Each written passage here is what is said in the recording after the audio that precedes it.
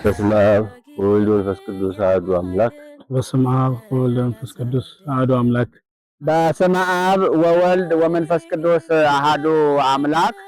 በየሀገሩ በውጭም ሀገር በሀገራችን የምትገኙ አባቶች፣ ወንድሞች፣ እህቶች ኦርቶዶክሳውያን ክርስቲያን የሆናችሁ በሙሉ እኔ አባ ገብረሃና ቆሞስ አባ ገብረሃና ይባላለሁ።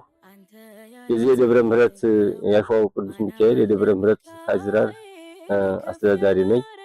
መመሪያ ዘራ ብሩክ እባላለሁ። ሌሎ ሀገረ ስብከት የርዕሰ አድባራት ወገዳማት ደብረ ምሕረት ቅዱስ ሚካኤል ካቴድራል የቅኔና የመጻሕፍት ትርጓሜ መምህር ነኝ። እንዲሁም የሀገረ ስብከት የሊቃውንት ጉባኤ ዋና ሰብሳቢ ነኝ። ሊቀ ስዩማን ነጻነት ሙልጌታ ይባላል። የርዕሰ አድባራት ወገዳማት ደብረ ምሕረት ቅዱስ ሚካኤል ጸሐፊነት እያገለገልኩ ያለው ነኝ። የድሬዳዋ ርዕሰ አድባራት ወገዳማት ደብረ ምሕረት ቅዱስ ሚካኤል ካቴድራል የተመሰረተው በ1884 ዓመተ ምህረት ቢሆንም እስከ ዛሬ ድረስ የሰንበት ትምህርት ቤት ማስተማሪያ መማሪያ የሚሆን አዳራሽ እንደዚሁም ደግሞ የክርስትና ቤት እና ልዩ ልዩ አገልግሎቶች የሚሰጥበት አዳራሽ የለም። ወዳጅ ለወዳጁ ድንቅ አድርጎልኛል ሚካኤል ለልጁ። ይሄ ቤተክርስቲያን የተተከለ በአፄ ምኒልክ ዘመነ መንግስት በራስ መኮንን ወልደ ሚካኤል ነው የተተከለው። ሲተከልም በ884 ዓመተ ምህረት ነው የተተከለው። አንጋፋ ነው። ለድሬዳዋ የመጀመሪያ ቤተክርስቲያን ነው። እንደምታውቁት ቀዳማዊ ነው።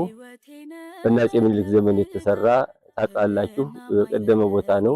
አንከወር ወጪ ወርቅ ወረደወል የሚባሉ እሳቸው ነው ይዘውት የመጡት። የት ነው የመጣ? ከአንከወር። ለምን? ለወታደሮች ተብሎ ነው የመጣ።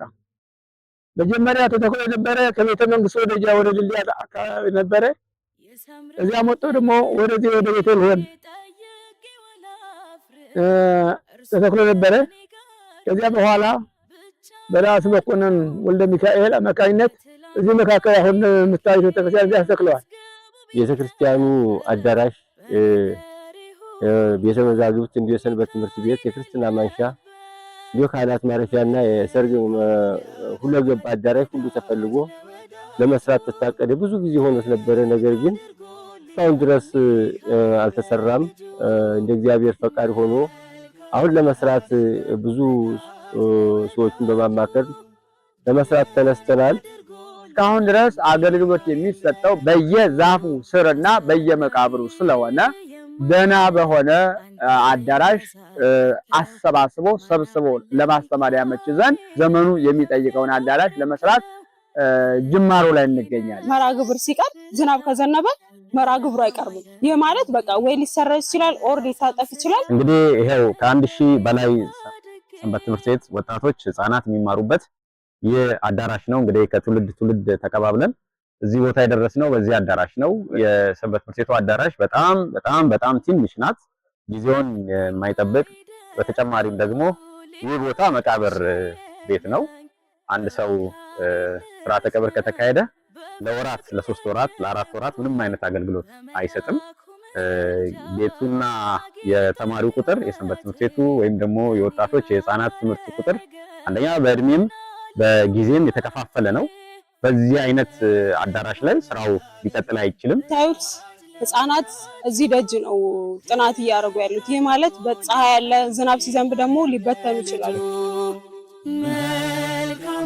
እንግዲህ የውስጡ አዳራሽ ሁኔታ ይህን ይመስላል።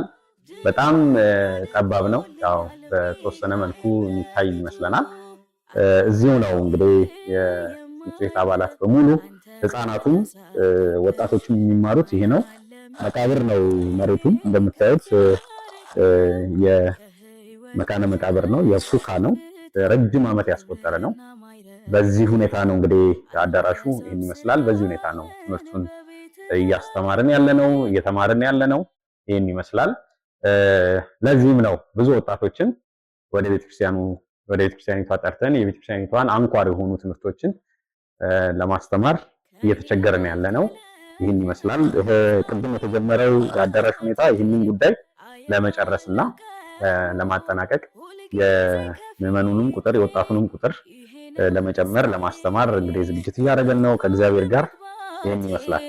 ሚካኤል ይመስገን።